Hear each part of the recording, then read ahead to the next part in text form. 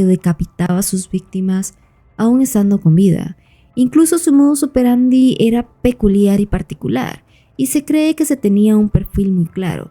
Buscaba personas vulnerables perfectas para ser víctimas. Las decapitaba aún con vida, y en muchos de estos casos, las cabezas de las personas no aparecieron. La identidad del asesino de los torsos de Cleveland permanece en el misterio.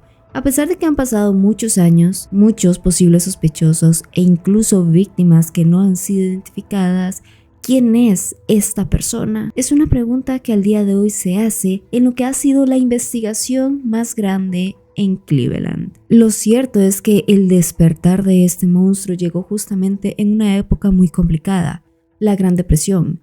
Y es que a pesar de que en Cleveland para los años 20 se veía venir un futuro brillante y era una ciudad en desarrollo, la Gran Depresión cayó muy amargamente.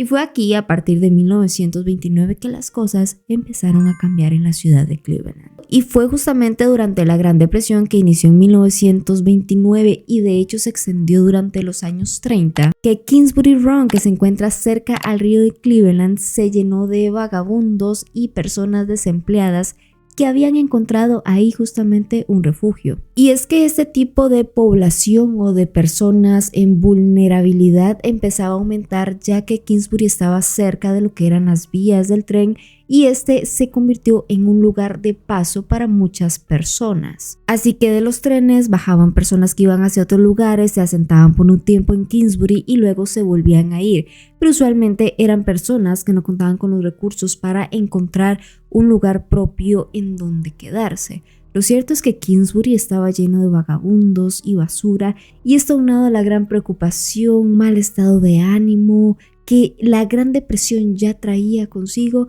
era un ambiente que podemos describir verdaderamente oscuro. Sin embargo, la oscuridad podría ser más intensa. Y fue en 1934 cuando se descubrió la que no sería la primera víctima, pero sí el primer descubrimiento fatal, a quien se conoció como Lady of the Lake, una mujer de aproximadamente 30 años que no se conoce su identidad y es por esto que se llama de esta manera.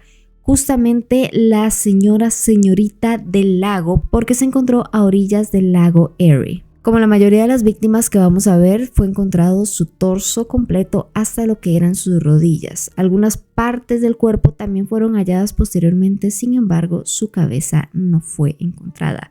Algo peculiar en este caso justamente de Lady of the Lake es que su cuerpo había sido trabajado con alguna especie de químico que hizo que el mismo se pusiera rojo y se endureciera, dando un aspecto como de cuero. Posteriormente, un año después, en 1935, se encontraron dos cuerpos de dos jóvenes, Edward Andrassy y uno sin identificar, a quien se denominó John Doe 1. Ambos cuerpos estaban a una distancia de 9 metros. Edward fue decapitado y emasculado. En este caso su cabeza sí se pudo recuperar, no tenía nada consigo, nada más que unas calcetas, y su cuerpo realmente estaba limpio y sin sangre. Por otro lado, John Doe fue también emasculado y decapitado. Su piel, al igual que Lady of the Lake, había sido tratada con este químico. Al parecer, por los cortes, la precisión y el uso de estos químicos ya nos venía a dar una idea de que era una persona que tal vez tenía algún tipo de conocimiento médico o definitivamente una habilidad perfecta para hacer cortes. Para 1936, otra persona fue hallada, y en esta ocasión una mujer, Florence Polillo. Su cuerpo fue desmembrado y su cabeza no fue encontrada. Para junio de 1936 se encuentra otro hombre que viene a ser un John Doe conocido como el hombre tatuado, y esto es porque justamente llevaba unos tatuajes en su cuerpo que decía Helen and Paul y otro con las iniciales WCG.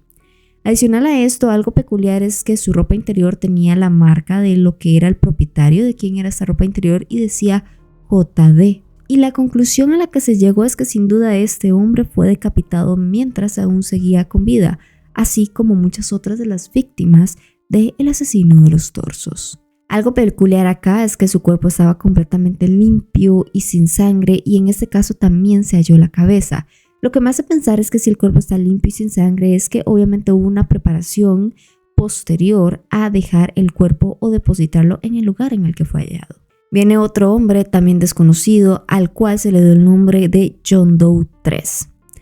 Era un hombre que tenía unos 40 años, fue desmembrado y su cuerpo sí tenía sangre y también tenía ropa ensangrentada, lo cual nos llega a hacer pensar que a diferencia de los otros casos, en este particular, el crimen se dio justamente en el lugar donde se halló el cuerpo. Para este punto, obviamente, ya había un caso montado en específico buscando a un asesino en serie que era el que se estaba encargando de quitarle la vida a estas personas y a quien se le llamó el asesino de los torsos, justamente porque lo que se hallaba eran los torsos y no los cuerpos completos de las víctimas. Y ya para otoño de 1936 tenían 6 personas que habían fallecido a manos de lo que presuntamente era un asesino serial, porque el modus operandi era básicamente el mismo.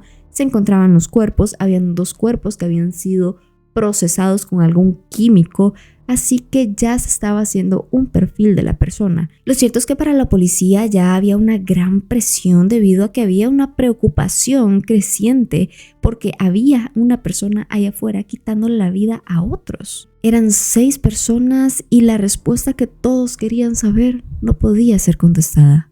¿Quién era el asesino de los torsos? Y a partir de acá fue que la investigación empezó a crecer y a crecer hasta que en algún punto se convirtió en la investigación más grande de Cleveland. Y continuamos con 1936, meses después de haber encontrado a John Doe 3 y encontramos a John Doe 4, otro hombre sin identidad. Y en este caso solamente se encontró la mitad superior del torso. Él se cree que tenía entre unos 20 y 30 años. El cuerpo fue desarticulado y fue una forma muy limpia de hacerlo, por lo cual se cree que definitivamente el asesino tenía conocimiento al respecto. Para el siguiente año, pero pocos meses después, se encuentra una mujer, Jane Doe II. Se encontró la mitad de su torso de igual forma y posteriormente se encontraron partes del torso inferior. Seguidamente, otra mujer de nombre Rose Wallace, quien tenía aproximadamente 40 años.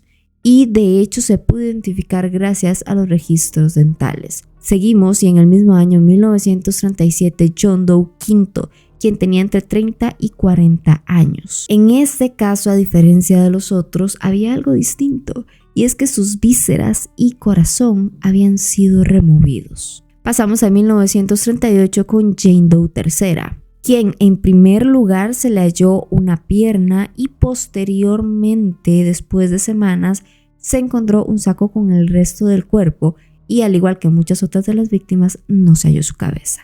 4 meses después se halla a Jane Doe IV, quien había sido depositada en bultos envueltos con ropa, con cajas y periódicos. Y en esta ocasión sí se encontró el torso, las extremidades y también la cabeza de la mujer.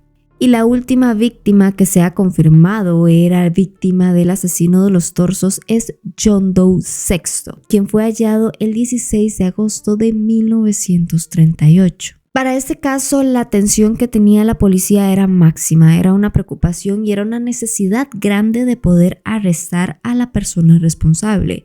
Y entre tantos sospechosos y demás, finalmente se arresta a un hombre, quien era Frank Dolezal.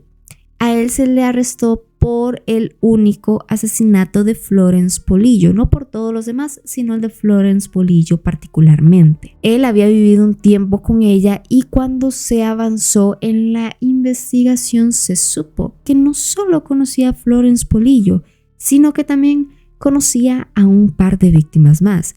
Y estas víctimas eran Edward Andrassy y Rose Wallace.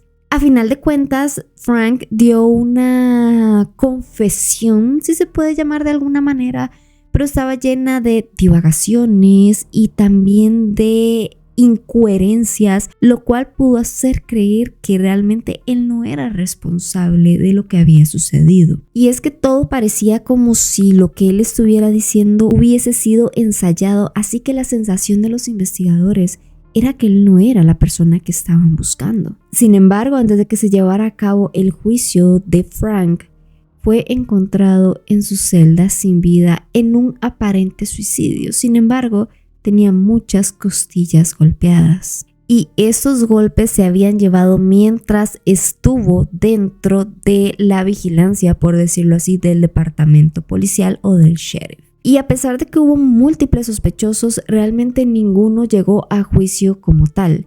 De hecho, la búsqueda duró 10 años. Las especulaciones de muchos, e incluido el juez del condado, era que definitivamente se trataba de un hombre que tenía conocimiento en anatomía, incluso que podría ser un médico que disponía de conocimientos clínicos sobre disección y que justamente le daba drogas a sus víctimas antes de quitarles la vida.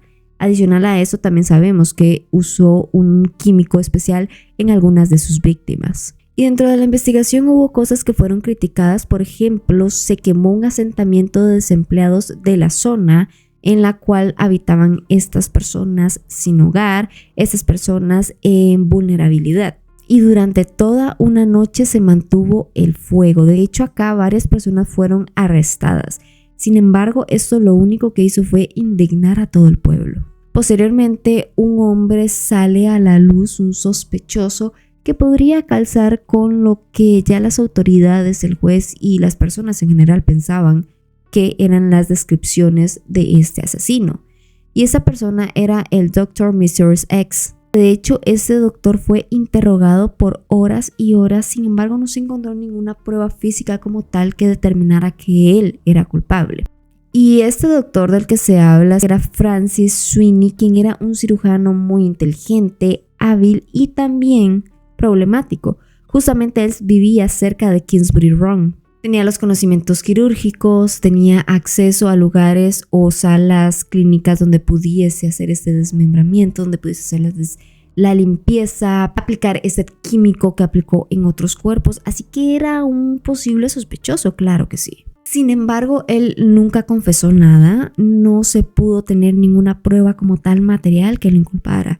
Pero algo peculiar sucedió. Cuando este hombre fue internado en un centro por problemas mentales, los asesinatos dejaron de suceder. ¿Quién es el asesino de los torsos de Cleveland? Es un misterio que se mantiene hasta hoy.